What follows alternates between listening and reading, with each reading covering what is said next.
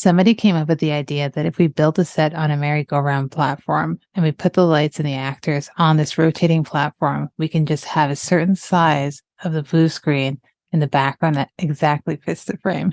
This platform was actually built on the set, and we had to light the blue screen, and we had to light the people on the rotating platform. And that means the people and the lights were rotating around, and the camera was static.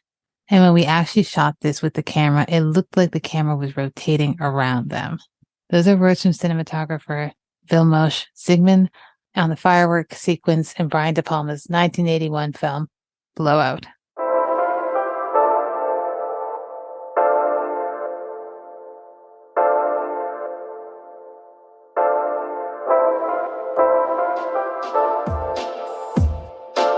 Seeing Faces in Movies is a podcast where each month I focus on the works of a different director or a cinematographer, and each week I invite a guest on to discuss the film and the artist's filmography.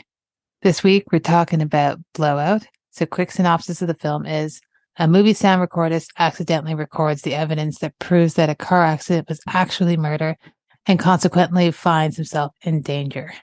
Tagline for the film is, murder has a sound all of its own.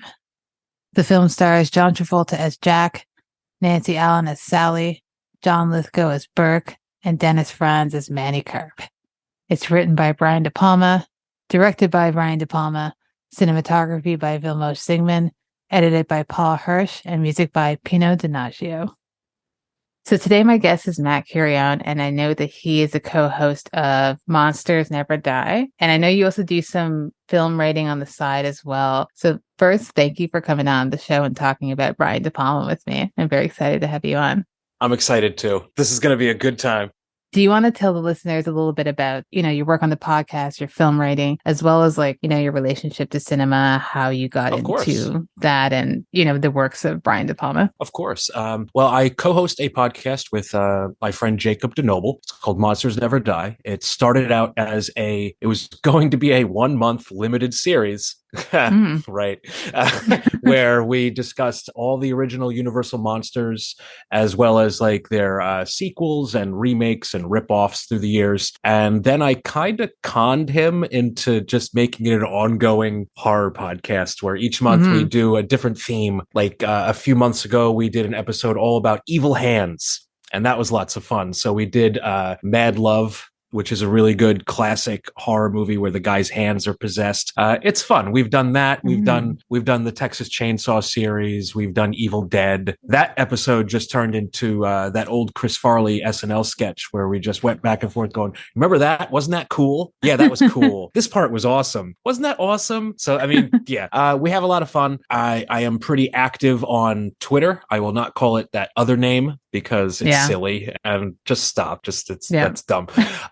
But yeah, I'm the editor at large over at Talk Film Society. I help plan stuff over there. I've been with them since their inception, which is, I don't even know how many years, but it's been a while, and it's fun. It's fun. Other than that, I'm a big De Palma fan. I believe the first of his that I saw was probably Mission Impossible in theaters when it came out, just because my dad wanted to go see the Mission Impossible movie. And, my mom was a huge Tom Cruise fan, still is. Look at him. But yeah, that was probably the first time where I was actually seeing a Brian De Palma film. And of course, later on I would rent a whole bunch of movies growing up. Being a horror kid, of course, I rented Carrie and loved that when I first saw it in middle school. And yeah, ever since then, it's just been in recent years discovering these movies of his that aren't his big blockbusters, I guess. And I've had a total blast more often than not. I'm really impressed that he knocks it out of the park. He's just got such a distinct style, and we'll get into it. Yes, he loves his Hitchcock, but he puts his own spin on it, and you can tell a De Palma film when you're watching it. And I think that's what I love the most about him. I agree 100%. And I know that he's not for everyone, but there's something that always attracted me to his work. And I think it's because I just kind of I guess you can kind of say a lot of this stuff is a bit camp, but I would say it can be, yeah. I don't know. There's just so much craft behind everything that he does. I find that there's no wastage in his films, even though people think that they're over the top and excessive. But I don't think so. I just think that that's the thing. He has a vision, right? With him, like the camp, it's a feature, not a bug. Yes. It's like he knows what he's doing. He's not just fooling around. He knows what he wants to see on the screen, and he pretty much knows what people would want to see on the screen, as long as they're on the same wavelength, which luckily I am. Same. And as you were saying, because his filmography is so vast, there's always going to be those like rare one-offs that you haven't seen. So this past year, I finally got around to watching Hi Mom and Greetings, and absolutely loved both of them. Those are two that I really need to see. They're so good. I feel like if you're a De Palma fan, even though they're different than his later stuff, but also not, because you can still see clearly it's De Palma. It's just him making very dark comedies. And it's also got a very young De Niro in it. So you really can't. That's always go nice. Yeah, they're very good. So I'd recommend those to anyone. Nice. Well, I have a couple facts about Blowout. Nothing too fancy that you really couldn't just read on IMDb. But for people who don't want to go on IMDb, I'll read off ones that are interesting for you, and then we'll get into the film itself. So one that I found interesting was that on the way to the airport, the driver of the van had 2 reels of footage of the Liberty Parade sequence, so the final sequence there, and stopped at a Dunkin' Donuts and left the van unattended. And of course, the reels were stolen. The footage was never seen again. They had to go back to Philly to reshoot the entire scene. No. I would love, but also be mortified to hear what that conversation was like. And you know that those reels are just sitting in a garage somewhere. Yeah. No one knows what they are. Some kid stole it because it was fun, and they're just sitting in an attic or a garage. Yeah. Someone's going to find them at some point, and then they're going to be hopefully not destroyed. Yeah. Or they're going to be sold for a lot of money. Yup. On display at the Academy Museum. Yeah. Basically, that's what they're waiting for. Pacino was the first choice for this film. Oh, interesting. Yeah. I think that I love Pacino. I'm biased, so I think he could have pulled it off. But when he wasn't able to do it, De Palma approached Travolta. They'd already worked together before. This was 1981. Was Pacino doing Cruising at that time? Maybe it was like a scheduling thing? I think it was a scheduling thing. Okay. It's around the same time, yeah. I mean, that's also a good one. I don't know. Do you like Cruising? Bonkers movie. Yeah. I recently saw that for the first time, and whoa, boy. Yeah, it's a lot. Wild. Exactly. It's a lot. Whatever you think that Cruising is, it's so much more than that. Buck Wild movie. Jesus. Yeah, it's a fun time, but it's also, it's a lot. It's dark. It's intense. Yeah, it's very intense. But I guess when the studios heard that Travolta was signed on for this, they wanted De Palma to cast Olivia Newton-John as a co-star. Of course they did. And De Palma was like, absolutely not. Absolutely not. I got someone much better. I got my wife here. And yeah, exactly. She's going to play. I don't know if you studio execs know this, but I'm a wife guy, and this is what's happening. Basically, I mean, I can't imagine. Nancy Allen's great in this. So gosh, she's so good. She's wonderful. Yeah. So the slasher movie at the very beginning of the film was shot by Garrett Brown, who actually invented the Steadicam. Oh, that's cool. I know. I was reading an interview with him on Criterion, which is very interesting, on how he got his start. And this was one of the first films that used the Steadicam. It's not the very first. I think the very first was Bound for Glory, the Hal Ashby movie. Okay. But this was one of the earlier ones. But like, he was so quick in his movements that he also had to hold the knife because no one else could catch it. So he's also holding that knife at the very beginning. But I just thought it was interesting that he was also operating that camera. That's cool. That's cool. Mm-hmm. Another couple facts have to do with Tarantino, because we all know Tarantino loves this movie. He obviously cast Travolta in Pulp Fiction. Because of this. He loved Blowout, as one does. Nancy Allen actually credits Tarantino as helping revive the film because, oddly enough, this film was critically loved, but it bombed at the box office. Oh, total flop. Yeah, which is like wild to think about this. But then it's now revered as like one of the greatest of all time. Mm-hmm. And a lot of people think it's his greatest film. So that's me. I'm on that side. So those are some quick facts about Blowout. I think there's so much to talk about this film that it's more interesting to just get into the film itself. So one of the first things I wanted to talk about is which is something you see a lot in his movies because he's such a huge film nerd. He likes to use film as a device. Yes. Right. He uses it either as someone's using equipment, someone's working in the film industry, they're either making a film. We get all of that in this. This we get someone who's, a sound engineer, which is not a position that gets highlighted in film. Not often. No. If probably ever there's ever been like a lead character who's been a sound engineer. This plays into the entire film. If he didn't have this skill, we wouldn't have this entire story. So how do you feel about his use of, filmmaking as a device in this film and as it relates to like just his body of work and how he likes to use that? I think it works really well here because it is honestly, it's not brought up in the conversation a lot, but it is one of the better movies about movies because the entire time he's trying to help get this movie made, but he's sidetracked by this labyrinth conspiracy and it's intense as hell. I think Travolta's phenomenal in this. Yeah. He is tremendous here. And he plays it with such an emotion and feeling that any other actor, because when you look at Travolta, when he's like in the zone, you can tell he's in the zone. Like he's like staring into the void and just like he is this character. Same thing in Pulp Fiction. Where like, that's him. Like he has embodied this character fully. I really like the filmmaking aspect of this. Like you mentioned with the Steadicam sequence, I love that slasher opening. It is so much. Same. It is so fun. And then when you hear that wretched scream, you can't help but laugh. Yeah, it's just like, oh, it was so good until she opened her mouth. And it's like, oh man, they almost had it. No wonder he has to search for the best scream. Yeah, this movie, it's unique in that way, like you said. Like you don't get a movie about a sound guy.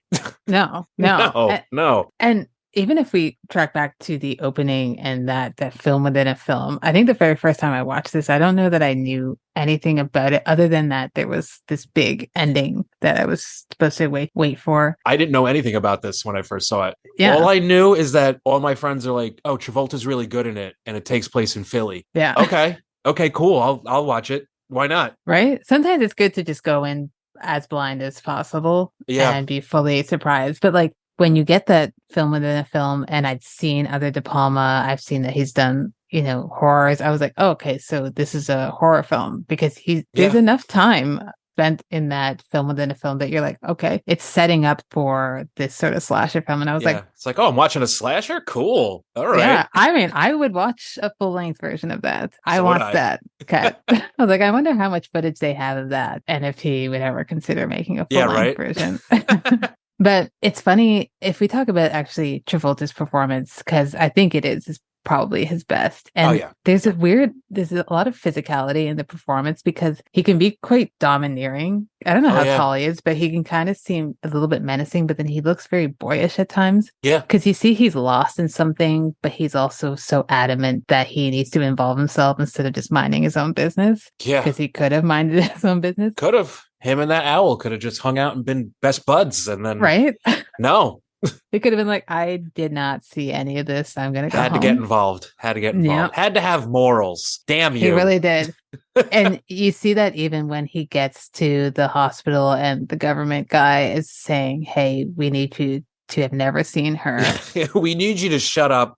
And he's just so adamant that he can't lie. Yeah. And I'm like, okay, so this is another character level or added, layer to his character that I wasn't expecting. And then you get later scenes that kind of explain that when we talk about the flashback to his first gig using sound where he's working on a case. Yeah. And I think in his mind, he messed up so bad that he just wants to do right going forward. But I like the fact that we get a character working in the film industry that we don't often see. And also not working in Hollywood, which was nice. I love that this takes place in Philadelphia. Mm-hmm. Not just for the fact that, if I took a drive for an hour, I could go see all the filming locations. Yeah.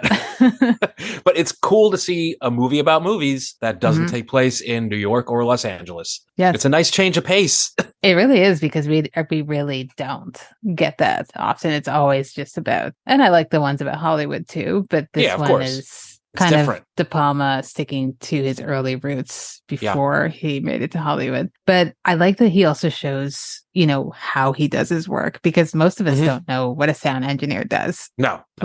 And then we see him recording sounds, all his tapes that he's recording. And then there's that great 360 scene around the room where you see all the mechanics going around. And I just love that. How do you feel about him taking the time to explain to the audience what he does without feeling like he's... To show how the sausage is made?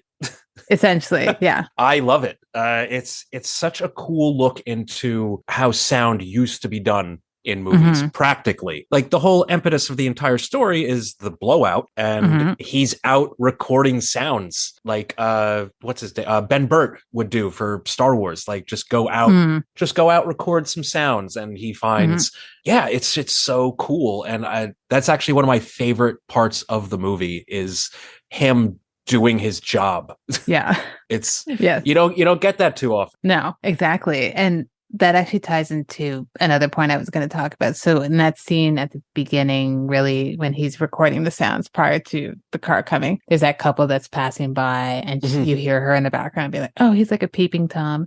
What a creep.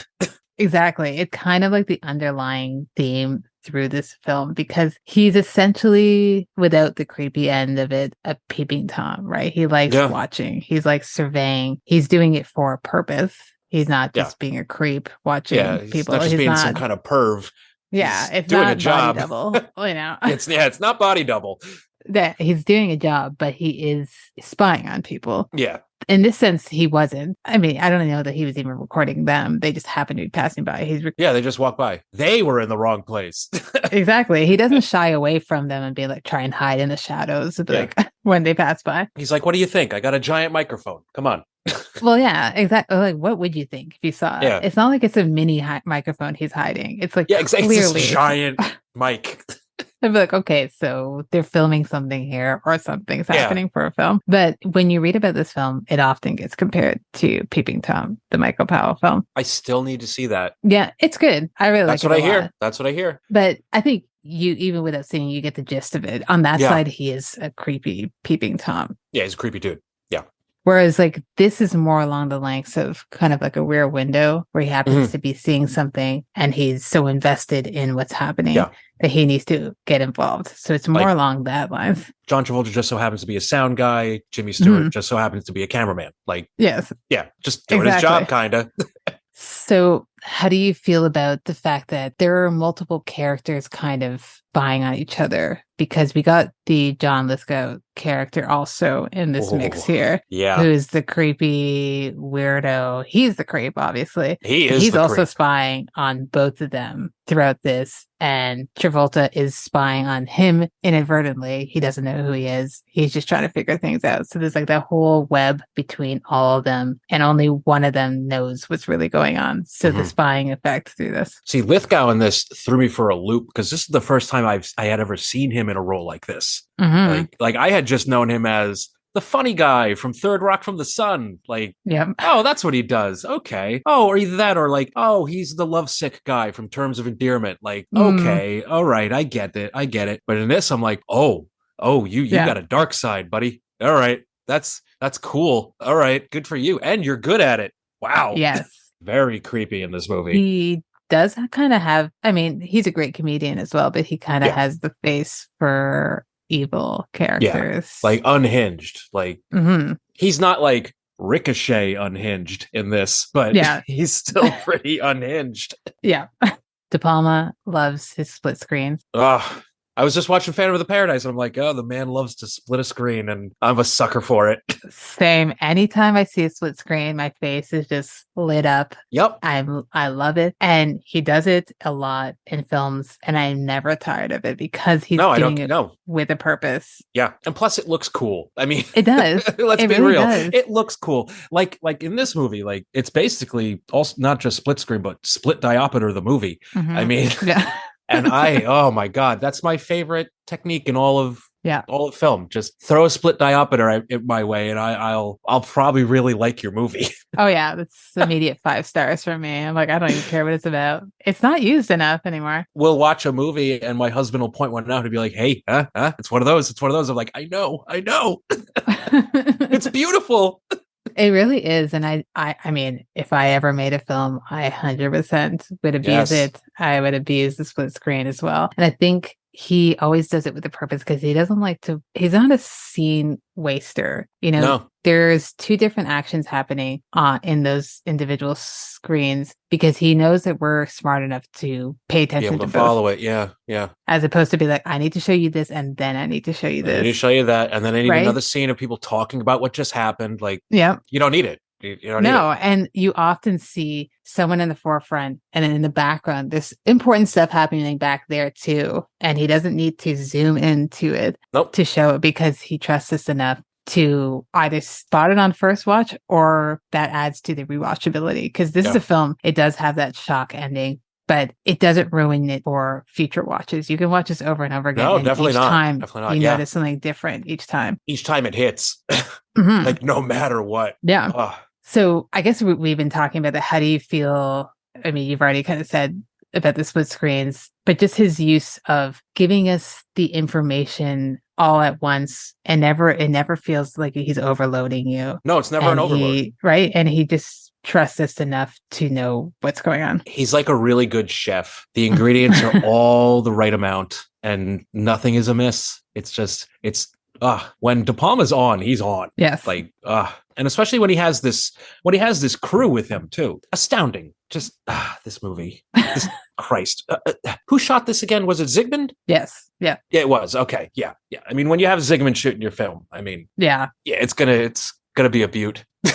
It is like it looks so lush and so it's just gorgeous and it's gorgeous, but it doesn't shy away from the grittiness of 70s Philadelphia. Absolutely. Which I mean, you got kind of a glimpse of that in Rocky, but that's also not this movie. No. But I mean, the scenes in this movie basically take place, I don't know, 10 blocks away from where Rocky took place. So who knows? Maybe he's training while Travolta's in the background investigating. Maybe. But I agree though. It's like it does look so beautiful, but not in a way that makes the city look any different than it actually looks. No. It's just the photography of the city. And the night scenes just look so beautiful and like kind of matte looking. Yeah. And I don't know what his deal was with Travolta because I think this is the best he's looked too. He just is so gripping. Yeah. You can't look away from him in this film. Like he just looks great. He's a handsome man. Yeah. And he carries the movie really, really well. Really well. Can we talk about Nancy Allen? Yeah. You brought up Olivia Newton-John, and I don't think Olivia Newton-John could have pulled this off. No. At all. You really need Nancy Allen in this mode. She's got that voice that she puts on for this movie. She's got that mousy demeanor, which like she's really good at that. It's not just like, oh, I'm just going to cast her because she's my wife. I'm going to cast her because, well, yeah, she's my wife, but she's also really good. And I adore her here. And you see her in a movie like Carrie, and you're like, oh wow, I freaking hate her. Yeah. Like, duh. And then you see her in this, you're like, oh, I love you. You're just wonderful. And then you see her in something like RoboCop, you're like, oh, you're a total badass. Like, woman has range. Yeah. I don't know what she hasn't gotten enough credit. I don't think. No, she doesn't. It's weird. It really is. Cause I think even in like, cause Dressed to Kill, I mean, as much as I don't believe in that institution, but she was nominated for a Razzie for that movie. And I was like, there's absolutely nothing wrong with her performance. Kidding me? Movie. Yeah. It's disgusting. They're a bunch of clowns. Yeah, they should be abolished. But I think she's great in this. She's just so gripping and you feel for her. And I like that she's not immediately on board with what he's doing. Yeah. She's just kind of following. And same thing with the audience. Like when I'm watching it, like at first I'm just like, I don't know if I trust her. Like, I don't know if I like her all that much. And then there's the scene where they meet up and have a drink and she explains makeup when she just goes through like a makeup routine. And I'm like, oh no, I love you. You're great. Yeah, you're in a rough spot, but you got it. You can make it through. Yeah, she's very human. I think she's probably the most human character in the film. Yeah. Because it's someone that you can relate to, because she has a job that she works at regularly as a makeup artist, but she needs as anyone does, need extra cash because exactly. Yeah. If the economy was bad back then, look at it now. Like, so she's just making extra cash. She says gotta have that side hustle, Exactly.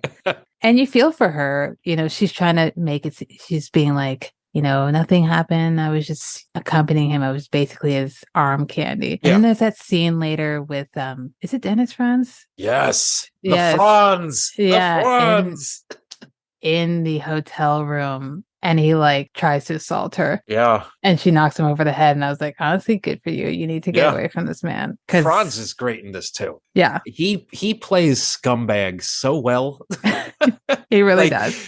I vividly know him from obviously NYPD Blue, but I know him from this, and I think it's Psycho 2. Okay. Psycho 2 or 3. I forget which one, but he plays the scumbag hotel manager who took over the Bates Motel while Anthony Perkins was in the asylum. And he's like, yeah, I have people doing drugs here. What of it? What are you going to do about it? Huh? What are you going to do, Norman? That's so funny. I have not seen that. Oh, it's on my list to watch. It's either 2 or 3. I forget which one, but he's such a scumbag in that. Yeah. He plays it well.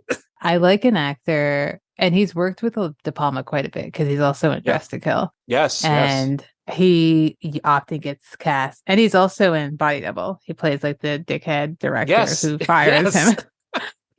When De Palma needed an asshole, he was like, hey, Dennis, what are you doing tomorrow? I guess I'm working with you. Yeah. He's like, yeah, okay. I'm not offended by... Maybe he was. I highly doubt. Yeah. If you know what your vibe is and you're making money off of it, exactly, just go with the flow. Yeah. Right? Yeah. But you do get performances from others that are outside of their box. And I think the Nancy Allen performance is also outside of what we've seen her in, as you mentioned, other roles that she's been in that are quite different from this one. So this is one of those films that does have the political underlying right from the start. We hear that there's going to be this huge Liberty Bell parade celebration, which I read was not actually a thing, that they don't really have that celebration in Philly. I guess it's in that universe, in the Blowout universe, it exists. We get the government person who is going to be potentially the next president. Yeah. He's killed. And there's ties to other political assassinations in the past that happened in the real world and in the world of this film.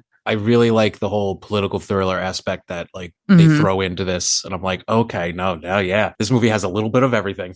Yeah. And it's the right amount though. It never feels it doesn't overdo it.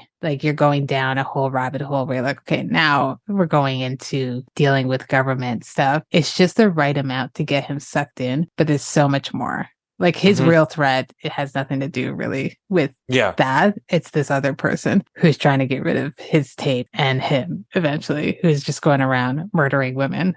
So I like that there are the political underlyings in this film and in other films that he's made too in the past, like Greetings and Hi Mom. He's always very politically aware without kind of hitting you over the head with it. Yeah. He's just like, I can't shy away from the real world. Yeah. We know the real world is real, but I'm also making a movie, but I'll allude to things. I find that a lot of people's criticism of his films is that, none of this seems real. You wouldn't be in these situations. I'm like, well, it's a movie. Yeah.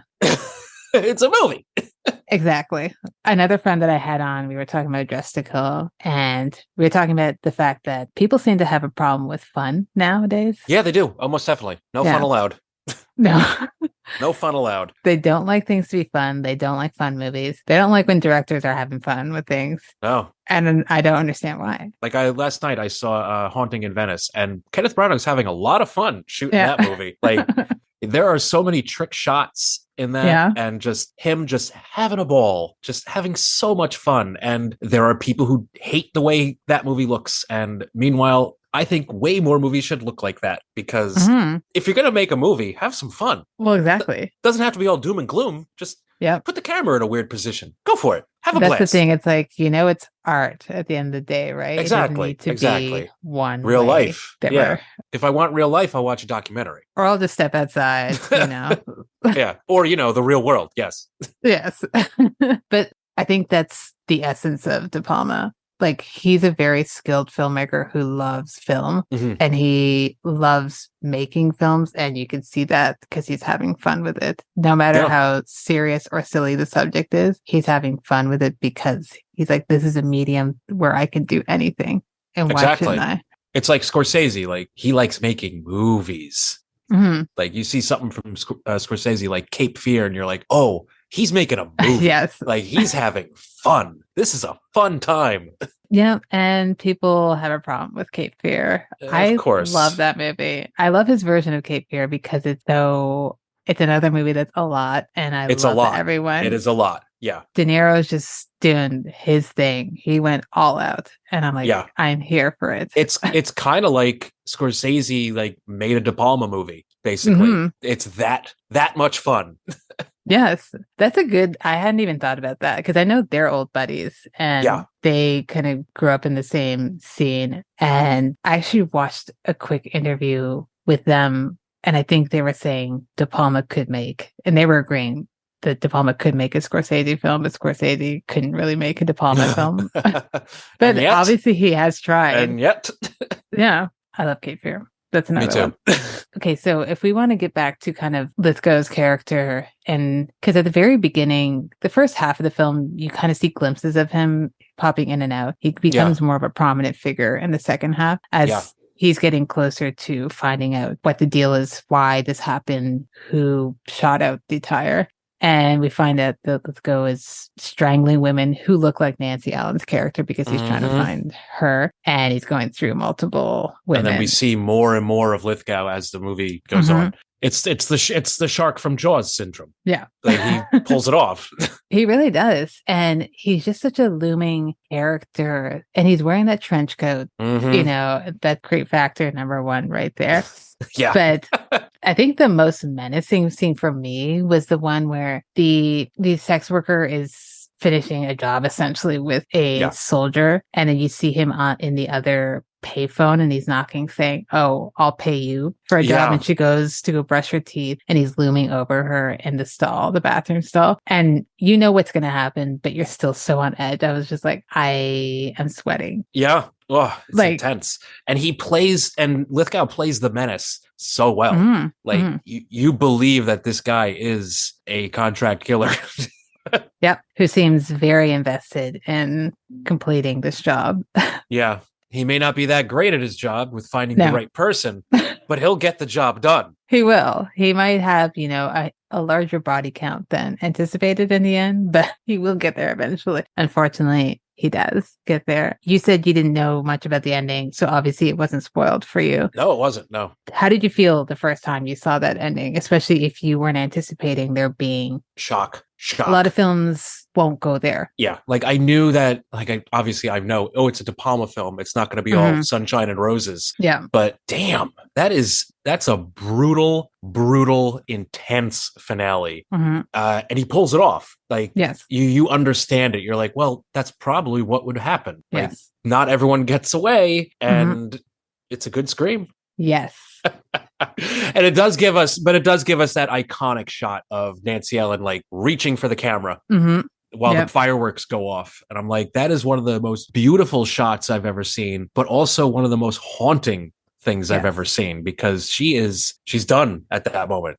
It's so sad. It is. It's sad, and it's beautifully shot. Yeah. And the scene where he's holding her, and they're shot from below, and you see the fireworks above them, and it's just so beautiful. If you saw that shot, just like the still, although in his face you can see there's kind of like a horror expression, but it looks so beautiful that you wouldn't necessarily know that she was dead. Yeah. Not only the shock of seeing her dead, but then having her scream used in the final, and it's so dark, and you could tell it's so dark. Like last night when I'm watching, I was like, I get it, but that's brutal. Right? I mean, I know you needed that scream, but then again, it's also hopeful because it's like, well, now she's been immortalized. Yeah. You know, like he Yep. did it for her. He's like, I had to do this. And then, like he says, it's a good scream. It's a good scream. It is. And that's how I feel. It is super dark, but it does kind of give her an ending that makes everything worth it. I guess it's his retribution for it. Yeah. But you can see the look, like his final expression is just one of kind of shame. Yeah. He's out of it. Yeah. Like the director is just, the producer or director is like, oh my God, this is amazing. And he's just there dragging on the cigarette that he hasn't ashed for like 20 minutes. He's got like the Shelley Duvall Shining ash at the end of his cigarette. And he's just like, yeah, it's good. It's good. It's a good scream. Good scream. Like, oh man, dude.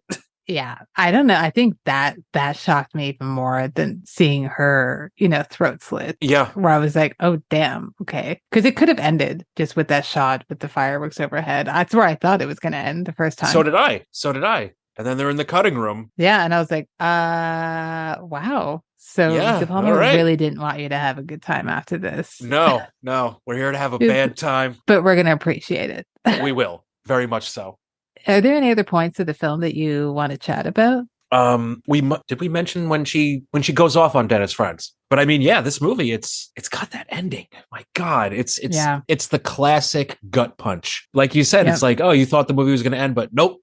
He's got to twist that knife just a little more at the very end. Right before the credits roll, De Palma's just like, well, yeah, and because other people, you get that initial ending and you see, okay, now we've switched to daytime and you see him. Yeah. Okay, so they're gearing up for a happy ending to give you some relief. But De Palma's like, no, we're not doing that. We're shoving you further down into the pit. And I love that. Hope you like it down there.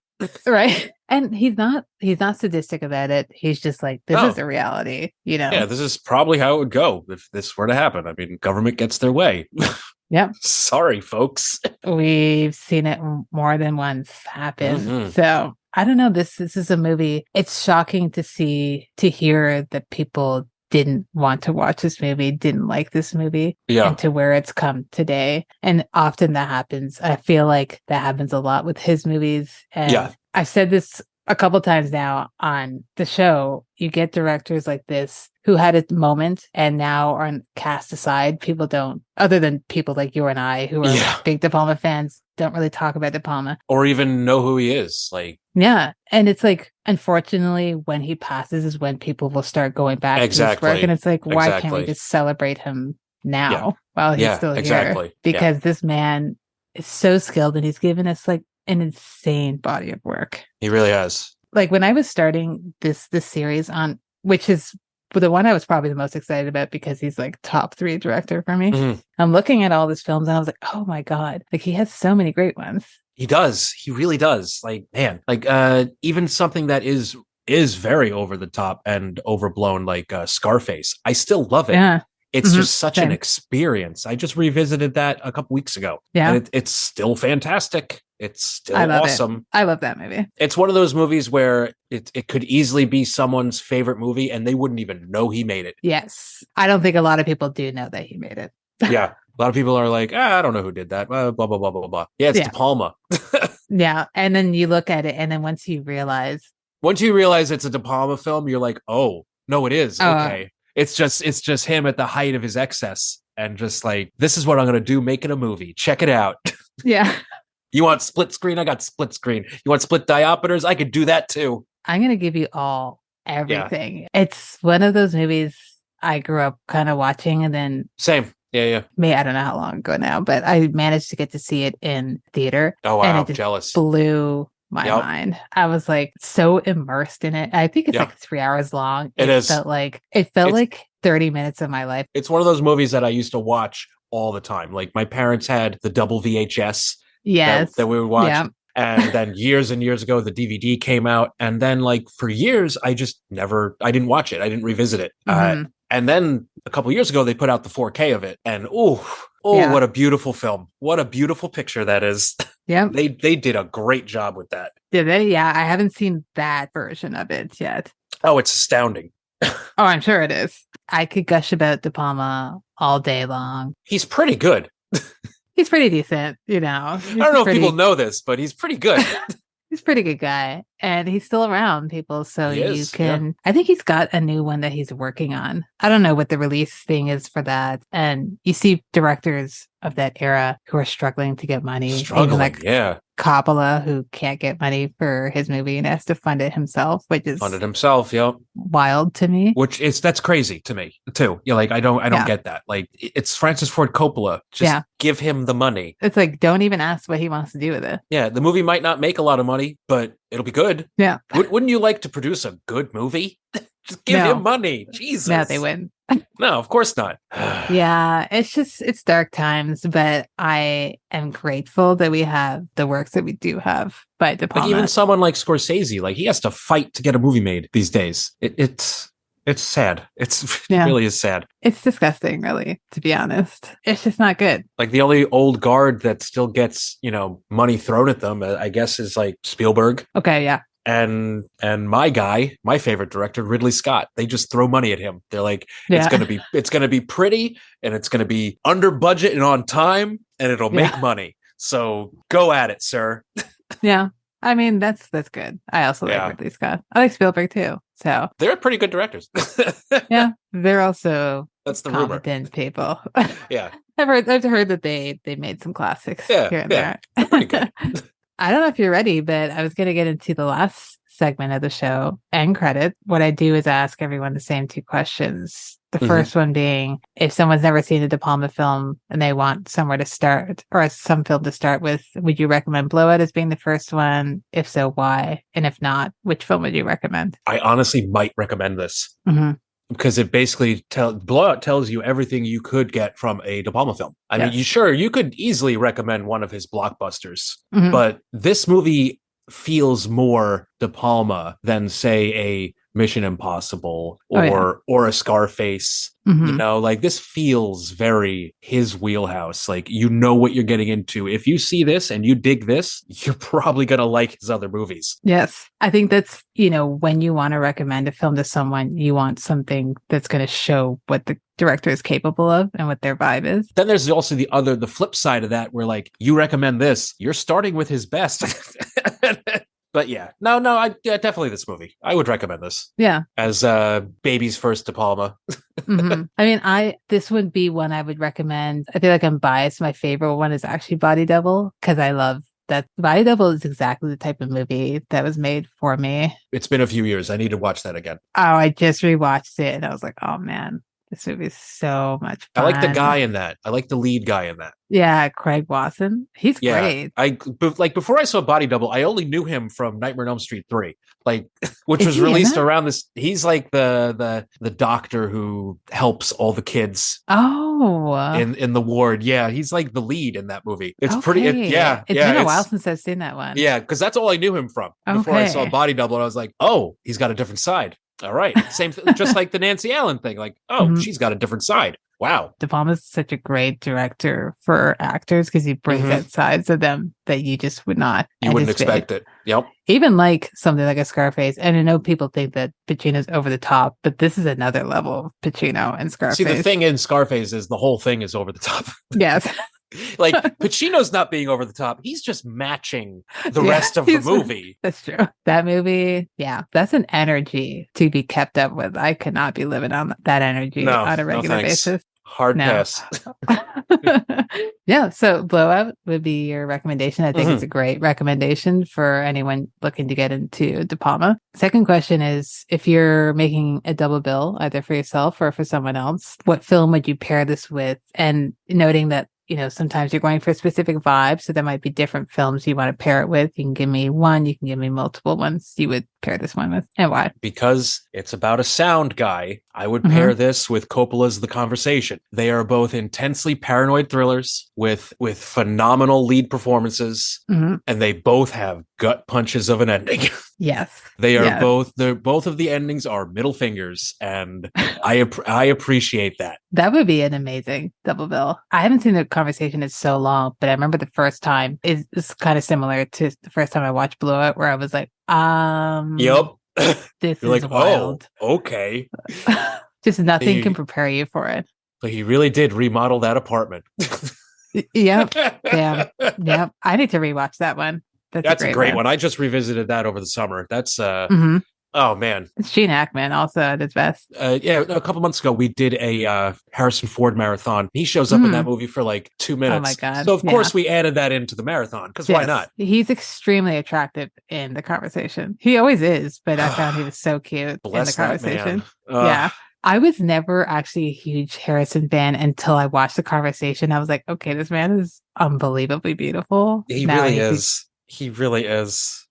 Now I'm a fan. He's my favorite actor. Yeah. People get surprised when I say that, but I'm like, the dude is good. He's also been in just like so many great movies. He has an insane career. It's wild. Good for him. Good for him. Good for him living on his ranch in the middle of nowhere now.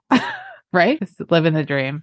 That's the life. The Conversation is good. The one I thought of actually was kind of tied to, I guess, filmmaking. In this film, it's more TV, but I thought of Videodrome as being a pairing because it's discovering things through film. I don't know why. That would be a very dark double bill too. I mean, so with The Conversation. Now, what would you put first between Blowout and Videodrome? That's a good question. As I was saying it, I was like, which one would I put first? I kind of think I would put Videodrome first because you kind of want the schlockier one first, maybe. Yeah. And then I would put The Conversation first because I want everyone in the theater to have a very bad ending to their double feature when all they can repeat to themselves as they're walking out is, it's a good scream. It's a good scream. Yeah. What the fuck? It's a good scream.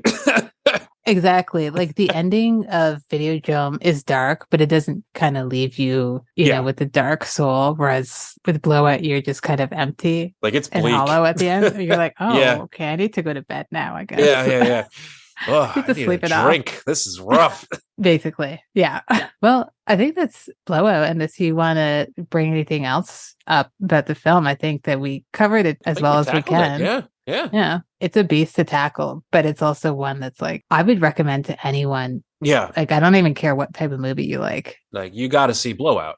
Yeah. I think anyone can get something out of this movie. Yeah. Like, oh, you like John Travolta? Check this out. Yeah. You like Grease? Check it out.